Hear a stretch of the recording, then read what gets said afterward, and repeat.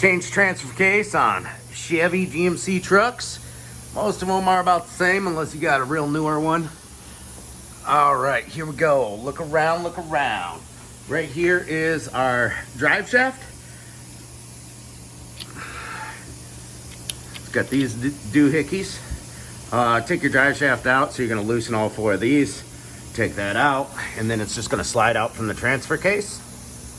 This was given to us to finish the job. We've got our drive shaft here, same style. Front drive shaft. Right there, you can see how it comes out of there. The drive shaft, it's splined for the front drive shaft. Unplug all your connectors. And they've already taken the bolts out from the transfer case to the transmission. Bada boom. And they gave up on it because bolts wouldn't come out. They chopped some bolts and stuff. But we're gonna get her fixed up. So, this one has a bit of a lift kit on it. We're gonna wanna take this big bar out and this big bar out so we can get the transfer case dropped. A lot of times there's not 3 bars in your way. You got this one, and this one, cross members.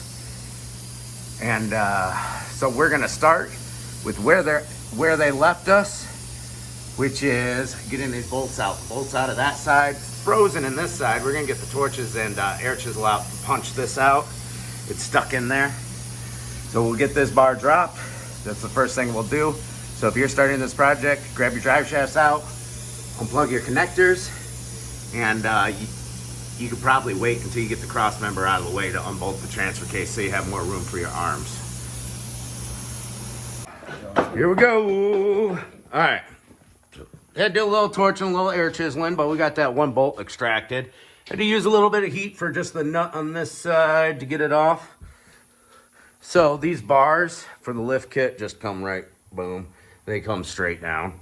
We got a couple 2x4s to give us some more space, keeping the torch bars down. And we got this bad boy all loose.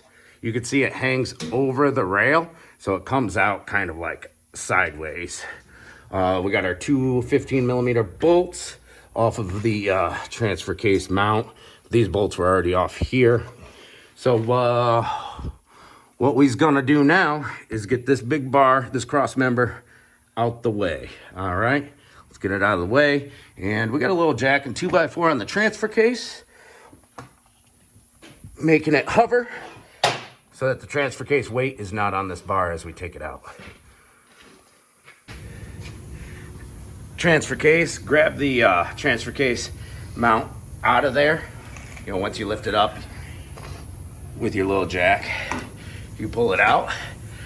Take a few hammer blows to this cross member and hammer it all the way forward. You can see where it stopped there, where it started to hit that part.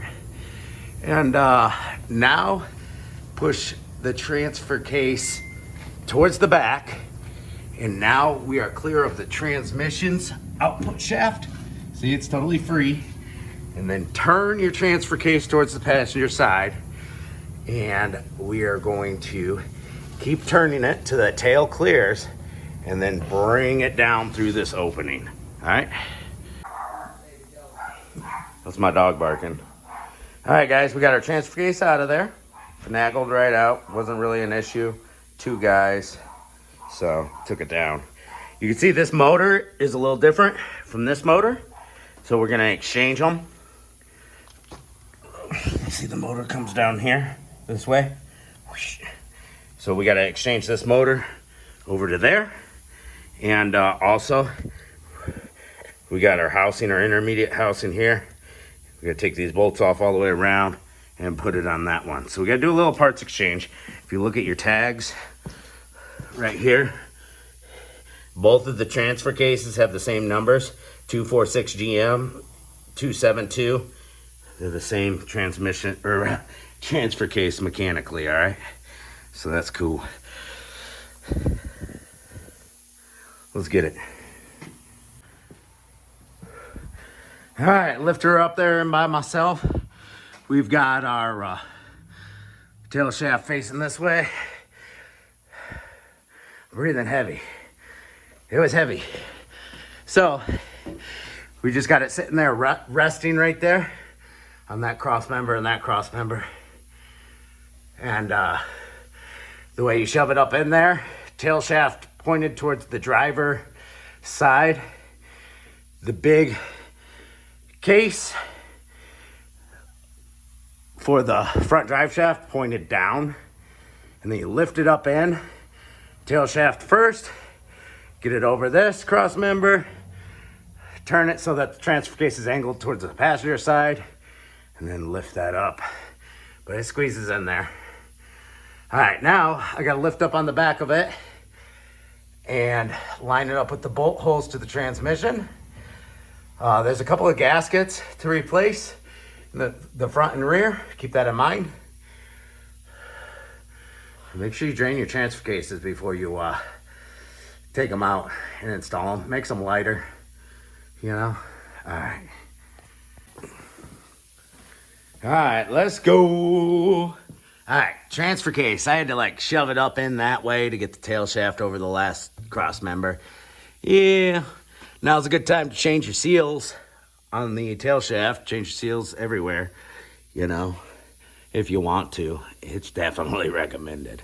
All right, so we're gonna have to fill this transfer case up when we're done. There's our fill plug. We'll fill it, figure out what fluid it needs. Just go over to the chart. It is up in there and bolted in, and I'm gonna tell you what, all these transfer cases are about the same, you know, except for, you know, different wiring harnesses, shift levers, electric motors, whatever.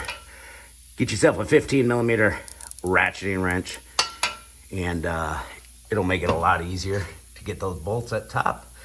All right, could not change the transfer case motors over. So I talked to my dude. This is not a customer, this is my dude.